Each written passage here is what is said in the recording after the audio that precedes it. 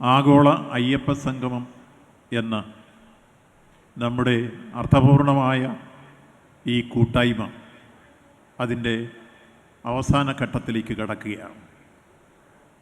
ഈ സന്ദർഭത്തിൽ ചരിത്രപ്രസിദ്ധമായ പമ്പാതീരത്ത് മനോഹരമായ ഈ പന്തലിൽ കേന്ദ്രീകരിച്ച് ഇന്ന് രാവിലെ മുതൽ നടന്നു വന്ന സംഗമം ഏതാണ്ട് 4000-ൽ പരം ആളുകൾ ഈ സംഗമത്തിൽ എത്തിച്ചേർന്നു എന്നുള്ളതാണ് പ്രാഥമിക കണക്ക്. നമ്മളിതിൻ്റെ ചർച്ചകൾ 3 സെക്ഷനുകളിലായിട്ടാണ് നടന്നത്. അതിൽ മാസ്റ്റർ പ്ലാനുമായി ബന്ധപ്പെട്ട ചർച്ചകളിൽ അത് നയിച്ചവരും അത് ശ്രദ്ധിച്ചവരും എന്താണ് അതിൻ്റെ ഉള്ളടക്കമെന്നും ഇവിടെ പ്രസൻറ്റ് ചെയ്യുണ്ടായി. ഏതാണ്ട് 658 പേരാണ് അതിൽ പങ്കെടുത്തിരുന്നത്.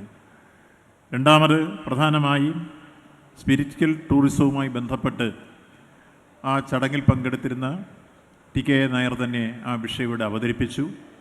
അതിൻ്റെ ഉള്ളടക്കത്തിൽ ഏതാണ്ട് 211 പേരാണ് പങ്കെടുത്തിരുന്നത് എന്ന കാര്യം സൂചിപ്പിക്കട്ടെ. അതോടൊപ്പം തന്നെ സൂചിപ്പിക്കപ്പെട്ട ക്രൗഡ് മാനേജ്മെൻറ്റുമായി ബന്ധപ്പെട്ട ചർച്ചകളിൽ 326 പേരാണ് പങ്കെടുത്തത് എന്നാണ് ഇവിടെ സൂചിപ്പിക്കപ്പെട്ടത്. അതോടൊപ്പം മറ്റാളുകൾ ഇതുമായി ശ്രദ്ധാപൂർവം ഈ വിഷയങ്ങളുമായി ബന്ധപ്പെട്ട് ഈ സംഗമത്തിൽ ഉണ്ടാകുകയും ചെയ്തിരുന്നു. അങ്ങനെ പൊതുവിൽ നമ്മളെന്താണോ ഈ സംഘവുമായി ലക്ഷ്യം വെച്ചത് ആ ലക്ഷ്യം അർത്ഥപൂർണമാകുന്ന അവസ്ഥയിലേക്ക് എത്തിച്ചേർന്നു എന്നുള്ളതാണ് പൊതുവിൽ ഈ സംഗമത്തിൻ്റെ കൺക്ലൂഡിംഗ് സെക്ഷനിൽ നിങ്ങളോടായി സൂചിപ്പിക്കാൻ. ഇവിടെ ഉയർന്നു വന്ന കാര്യങ്ങളെക്കുറിച്ച് നമ്മുടെ മുമ്പിൽ ബഹുമാന്യരായ അത് നയിച്ച 3 വ്യക്തിത്വങ്ങൾ അതിൻ്റെ ഉള്ളടക്കത്തെക്കുറിച്ച് പ്രതിപാദിക്കുകയുണ്ടായി. അതിലൊന്ന് മാസ്റ്റർ പ്ലാനുമായി ബന്ധപ്പെട്ടതാണ്. ആ മാസ്റ്റർ പ്ലാൻ ഇത്രത്തേറെ ആഴ്ന്നിറങ്ങി അതിൽ ഏതാണ്ട് 3 ഘട്ടങ്ങളിലായി നടപ്പാക്കുന്നതും നമ്മുടെ ശബരിമലയുടെ പവിത്രത കാത്തു സൂക്ഷിച്ചും അതിൻ്റെ പാരിസ്ഥിതിക ഉള്ളടക്കം നിലനിർത്തിക്കൊണ്ടും അടിസ്ഥാനപരമായ വികസനം ഉറപ്പാക്കിയും ഭക്തന്മാരുടെ വരവിനും പോക്കിനും സൗകര്യപ്രദമായ സാഹചര്യങ്ങൾ സൃഷ്ടിച്ചും എങ്ങനെയാണ് ഇത് പ്രാവർത്തികമാക്കേണ്ടത് എന്നത് സംബന്ധിച്ച ക്രിയാത്മക നിർദ്ദേശങ്ങളായിരുന്നു പാനൽ ഇവിടെ അവതരിപ്പിച്ചത്. ആ പാനലിനോട് പ്രതികരിച്ചുകൊണ്ട് തന്നെ ഭക്തന്മാരിൽ നിന്ന് വന്ന വിലപ്പെട്ട നിർദ്ദേശങ്ങളും നാം ശ്രദ്ധിക്കുകയും അതോടൊപ്പം തന്നെ അത് ക്രോഡീകരിക്കുകയും ചെയ്തു. അതിലേറ്റവും സുപ്രധാനമായ നിർദ്ദേശങ്ങളാണ്: 1, നമ്മുടെ വേസ്റ്റ് മാനേജ്മെൻറ്റ്; 2, നമ്മുടെ സീവേജ് ട്രീറ്റ്മെൻറ്റ് പ്ലാന്റ്; 3, ആ രംഗത്ത് നമുക്ക് ശുചീകരണ ബോധം ഉയർന്നു വരേണ്ടതിൻ്റെ പ്രാധാന്യം; 4, ഈ രംഗത്ത് എങ്ങനെയാണ് നമുക്ക് ശുദ്ധജലം, അതിൽ പ്രത്യേകിച്ച് വെള്ളം കുടിക്കുന്നത് ഉൾപ്പെടെ അതിലെ കോളിഫോം ബാക്ടീരിയയുടെ അളവ് എങ്ങനെ കുറച്ചു കൊണ്ടുവരാം. അത്തരത്തിലുള്ള വിഷയങ്ങളിലേക്ക് വരെ ആഴ്ന്നിറങ്ങി പരിശോധിക്കുന്ന രൂപത്തിലേക്കുള്ള ചർച്ചകളും നിർദ്ദേശങ്ങളും വന്നിരുന്നു എന്നുള്ളത് എത്രത്തോളം ഭക്തർ ഈ വിഷയത്തിൽ തൽപരരാണ് എന്ന് കാണിക്കുന്നതാണ് ആ മാസ്റ്റർ പ്ലാനുമായി ബന്ധപ്പെട്ട ചർച്ചകൾ. ഭാവിയിൽ നടപ്പാക്കുമ്പോൾ വർത്തമാന കാലഘട്ടത്തിൻ്റെ സാമൂഹ്യ സാഹചര്യങ്ങളും ഒപ്പം ഈ രംഗത്ത് ഈ കാലഘട്ടത്തിൽ നിർമ്മാണ പ്രവർത്തനത്തെ പുതിയ സാങ്കേതികവിദ്യയും അതോടൊപ്പം തന്നെ നമുക്ക് ഈ രംഗത്ത് എല്ലാ നിലയിലുമുള്ള ട്രാഫിക് സംവിധാനങ്ങളെ പ്രയോജനപ്പെടുത്തുന്നതിൻ്റെ പ്രാധാന്യവും ഇതെല്ലാം ചേർത്തുകൊണ്ടായിരുന്നു ആദ്യത്തെ മാസ്റ്റർ പ്ലാൻ ചർച്ചയ്ക്ക് വന്നതെങ്കിൽ ആ മാസ്റ്റർ പ്ലാൻ ചർച്ച ചെയ്തുകൊണ്ട് ആദ്യം തുടക്കം കുറിച്ച ബഹുമാനായ ശ്രീ കെ. ജയകുമാർ തന്നെ അതിൽ കൺക്ലൂഷനിൽ ഒരു വാചകം കൂടി സൂചിപ്പിച്ചു. നിങ്ങൾ ശ്രദ്ധിച്ചിരിക്കുക ആ വാചകം എന്താണ്? അദ്ദേഹം സൂചിപ്പിച്ചത് ഈ തീർത്ഥാടന കാലഘട്ടത്തിൽ ഈ മാസ്റ്റർ പ്ലാൻ എല്ലാം തയ്യാറാക്കി വികസനവും എല്ലാമായി മുന്നോട്ട് പോകുമ്പോൾ അതിൽ പ്രാധാന്യത്തോടു കൂടി നമ്മൾ കാണേണ്ടത് വന്നു പോകുന്നവരുടെ സുരക്ഷിതത്വം ഉറപ്പാക്കുന്ന രംഗത്ത് ക്രൗഡ് മാനേജ്മെൻ്റ് എന്ന പദം തന്നെ മാറ്റി പിൽഗ്രിം ടൂറിസത്തിൻ്റെ മാനേജ്മെൻ്റ് എന്നാക്കി മാറ്റണം എന്ന അദ്ദേഹത്തിൻ്റെ ഒരു ക്രിയാത്മക നിർദ്ദേശം സ്വാഗതാർഹമാണ് എന്നെടുത്ത് ഞാൻ സൂചിപ്പിക്കുകയാണ്.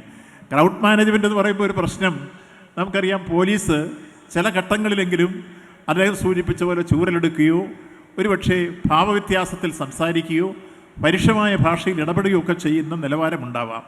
ഒരു പിൽഗ്രിം ടൂറിസത്തിൽ അത്തരം ഒരു സമീപനം വന്നുകൂടാ എന്ന ഗൗരവമേറിയ ഒരു പദപ്രയോഗം തന്നെയായിരുന്നു യഥാർത്ഥത്തിൽ കെ. ജയകുമാർ ഇവിടെ പ്രകടിപ്പിച്ച ആ പരാമർശത്തിലെ ഉള്ളടക്കമെന്ന് കൂടി നമ്മൾ തിരിച്ചറിയുക. നിശ്ചയമായും അദ്ദേഹത്തിൻ്റെ ആ പരാമർശം ഉൾപ്പെടെ നമ്മൾ സ്വാഗതം ചെയ്യുന്നു. നമ്മൾ കൃത്യമായി പിൽഗ്രിം ടൂറിസം അതിൻ്റെ പൂർണ്ണാർത്ഥത്തിൽ ലക്ഷ്യത്തിൽ വ്യാപ്തിയിലെത്തിക്കാൻ ആ ക്രൗഡ് മാനേജ്മെൻ്റ് എന്ന പദം തന്നെ മാറ്റി നമുക്ക് ഈ കാര്യത്തിൽ ജനബാഹുല്യം തീർത്ഥാടകരുടെ ബാഹുല്യം കൂടുമ്പോൾ അതിനെ നിയന്ത്രിക്കുന്നതിന് വേണ്ടി ഏറ്റവും സൗമ്യവും അതോടൊപ്പം തന്നെ മാതൃകാപരവും ആതിഥേയ സംസ്കാരത്തിൻ്റെ ഉന്നത ഉദാത്തവുമായ മാതൃക ടൂറിസത്തിൽ വരേണ്ടതാണ്. ആതിഥേയ സംസ്കാരം ഉയർന്ന രൂപത്തിൽ ഉയർത്തിപ്പിടിച്ചുകൊണ്ടായിരിക്കണം. ആ ലക്ഷ്യത്തിലാണ് അദ്ദേഹം ആ പദപ്രയോഗം നടത്തിയത്. നിശ്ചയമായും അദ്ദേഹത്തിൻ്റെ ആ പദപ്രയോഗങ്ങൾ ഉൾപ്പെടെ മാനിച്ചുകൊണ്ട് ഇവിടെ മാസ്റ്റർ പ്ലാനിൻ്റെ കാര്യത്തിൽ മുന്നോട്ട് വെച്ച ക്രിയാത്മക നിർദ്ദേശങ്ങളെല്ലാം പ്രാവർത്തികമാക്കാൻ ഇവിടെ തിരഞ്ഞെടുക്കപ്പെടുന്ന കമ്മിറ്റി ഭാവിയിൽ ശ്രമിച്ച് ഗവൺമെൻറ് മുന്നോട്ട് വരും എന്നതാണ് അതിനെക്കുറിച്ച് ആദ്യമായി സൂചിപ്പിക്കാം. രണ്ടാമതായി ഇവിടെ സൂചിപ്പിക്കപ്പെട്ട പ്രധാനപ്പെട്ട കാര്യം ബഹുമാനായ ടി.കെ. നായർ അദ്ദേഹത്തിൻ്റെ അനുഭവ സമ്പത്തും അദ്ദേഹത്തിൻ്റെ ഭരണരംഗത്തെ പാഠവും ഒരുപക്ഷെ ദേശീയ തലത്തിലും അന്തർദേശീയ തലത്തിലും ശ്രദ്ധിക്കുന്ന ഏറ്റവും പ്രഗത്ഭനായ പ്രശസ്തനായ ഒരു ഉദ്യോഗസ്ഥ പ്രമുഖരെന്ന രൂപത്തിൽ അദ്ദേഹത്തിന് എത്രയോ വലിയ രൂപത്തിലുള്ള ക്രിയാത്മക നിർദ്ദേശങ്ങൾ മുന്നോട്ട് വയ്ക്കാനും ആശയങ്ങളും പുത്തൻ ആശയ പ്രപഞ്ചങ്ങൾ തീർക്കാനുള്ള ബൗദ്ധിക നിലവാരവും അദ്ദേഹത്തിൽ സ്വതസിദ്ധമാണ്.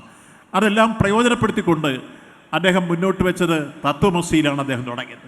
ആ തത്വമസി എന്നതിൻ്റെ അർത്ഥപൂർണമായ ഉള്ളടക്കം ഞാൻ നീയാവുന്നു, ഭഗവാനും ഭക്തനും തമ്മിൽ വ്യത്യാസമില്ല എന്ന സന്ദേശം ലോകത്ത് മറ്റൊരാരാധനാ കേന്ദ്രത്തിൻ്റെയും കവാടത്തിൽ ഇങ്ങനൊരാശയം ദൃശ്യമാകുന്നില്ല എന്നുള്ള കാര്യം നമ്മൾ ഓർക്കണം. അവിടെയാണ് ശബരിമലയുടെ പ്രാധാന്യം. ആഗോള തീർത്ഥാടന കേന്ദ്രമായി ഭാവിയിൽ മാറാൻ ആ ഒറ്റ സന്ദേശം മതി എന്ന് തന്നെയാണ് അദ്ദേഹം ഇവിടെ സമർത്ഥിച്ചത്. അതിന് അദ്ദേഹം വ്യത്യസ്തമായ വിശ്വാസങ്ങളുള്ള മതാധിഷ്ഠിത രൂപത്തിലുള്ള ആത്മീയ കേന്ദ്രങ്ങളെ കൂടി ഉൾപ്പെടുത്തിക്കൊണ്ട് വേണമെങ്കിൽ ആലോചിച്ചുകൂടെ എന്ന നിർദ്ദേശവും അദ്ദേഹത്തിൻ്റെ ഭാഗത്ത് നിന്ന് വരികയുണ്ടായി. ഇപ്പോൾ തന്നെ ഇവിടെ എത്തിച്ചേരുന്ന ഭക്തജനങ്ങളോട് നിങ്ങളുടെ ജാതി ഏതാണ്, നിങ്ങളുടെ മതം ഏതാണ് എന്നാരും ചോദിക്കാറില്ല. അവിടെ നിങ്ങൾ ഷർട്ട് ധരിച്ചാണോ വരുന്നത്, ഷർട്ട് ധരിക്കാതെയാണോ വരുന്നത്, ആരും ചോദിക്കാറില്ല.